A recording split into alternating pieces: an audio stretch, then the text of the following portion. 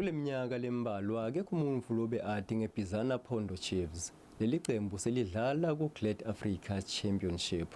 Lingcobeke kumidlalo yema-playoffs labo elidlala khona nePretoria Kellys laselithatha sicoco seABC Mutsipe League. Kuyakwazi bakwenzeka into yoba kube khona abantwana abanekhono elikhulu elidlula abo abasezidolophini ezinkulu.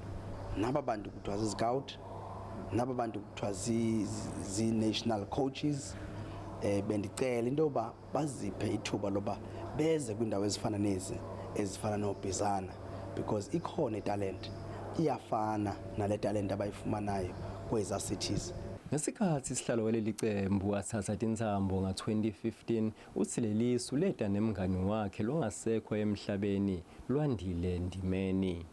Sonwabile silikhaya kuba usithathile umntana wami wasimisa phezulu kakhulu. Ewe apho sithi nelizwe lethu ilali lethu iphakamile. Ewe iyasihlonipha ngalento, inhlonipho enkulu endiyibonayo. Kolwandile umntanami. Ngenxa yekweswelakala kwezinkundla lekudlala libhola letinyawo ezingeni lelisetulu eBizana, leli qembu selidlala imidlalo yalo yasekhaya eThekwini. Sicinge into ba masenze ibala.